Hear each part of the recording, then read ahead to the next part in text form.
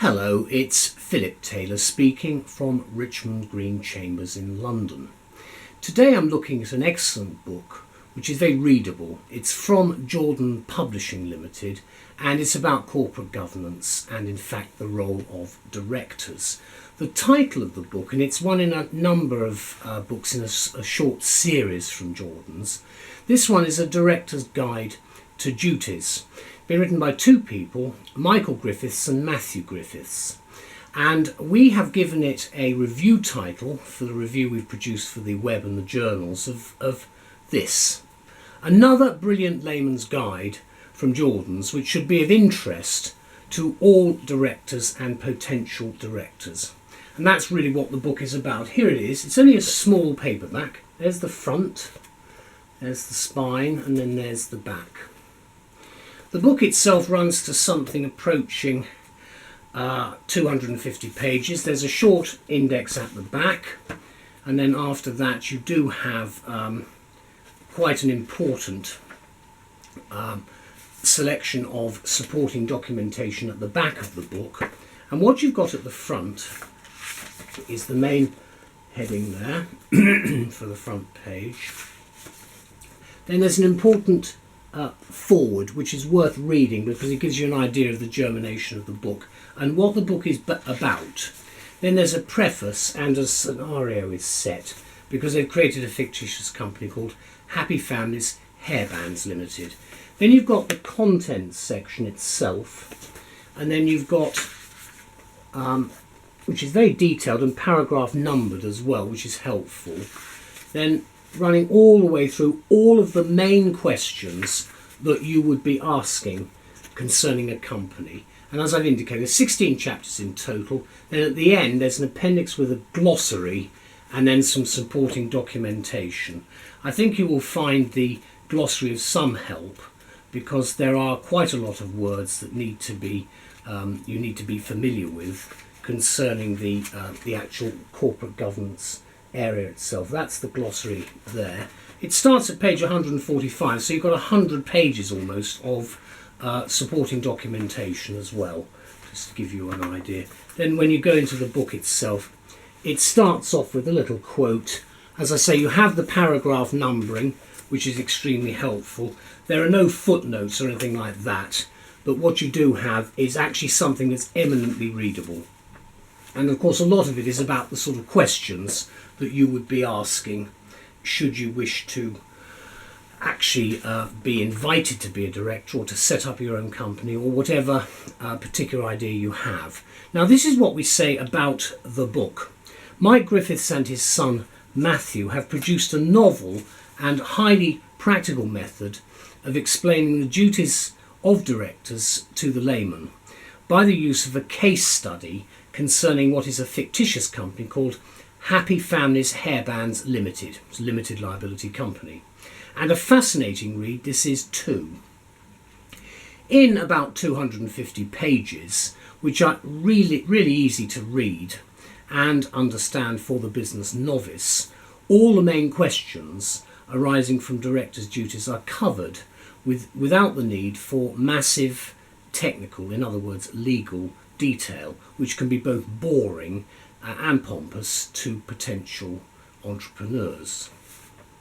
So the book is written then specifically for company directors, and that includes managing directors, financial directors and operational directors, and it's written in the language of business. I think it'll be extremely useful for sole directors of newly formed or recently set up companies where you're just feeling your way. We think also it'll be of interest and value to advisors to company directors and to solicitors and to accountants. All of them may wish to keep this book available during the working day because of the common sense approach that's been adopted here.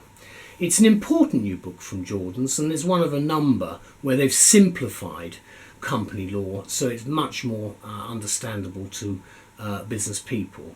It's therefore written in a different and easy style. Not a lot of cases, a little bit of legislation, of course you have to have that, but no footnotes. So it doesn't look like a law book, putting it in its simplest form. So whether you're establishing your own company, joining a board from outside, or reaching director level by internal promotion. It's a title we think you'll need to be aware of what is happening because of the legal implications that attach to your role as a company director. And of course these responsibilities are known as director's duties, and some of which of course have been codified in the massive Companies Act 2006, which is now in force. Fortunately, these codified duties are merely the tip of the legal iceberg, of which directors have to be aware, even because of their legal significance. And so it's something that you have to have quite high up your agenda. Of course, there are other numerous vital duties and responsibilities, ranging from the maintaining of proper accounts, submitting returns to the registrar of companies, and of course considering no longer trading as a company when you've reached the point where possibly the issue of insolvency might become a real possibility in economically challenging times. And I say that because that must be something you've always got to be aware of. The concept being limited liability means that you won't personally take the responsibility yourselves. So the book is rightly described as presenting corporate rules in layman's language by examining the role of the company director using a question and answer format. And it's given in fact on the back here, which I'll just quote some of the questions. For instance, I've just been appointed as a director, so what legal formalities do I need to comply with? Or, I want to borrow £20,000 from my company to buy myself a new car. Can I do this, and if so, how? Or even a question like, I want to defer my dividend. How do I do this? And the answering of these questions is presented, I think, with a very light touch, mixed with what we can expect, which is an air of authority. In fact, just what the entrepreneur client we've had in the past expects to hear us talk about. So it is a subject which I think, if you're not having some person with a face-to-face meeting, but you want to read about the subject, this book is a very good primer for that. We're quite clear that the title will certainly be a friend in need for people new to directorships. It's highly recommended by those in the corporate field as one of the best ways of explaining how to proceed when you become a director, or possibly if you have the duties thrust upon you.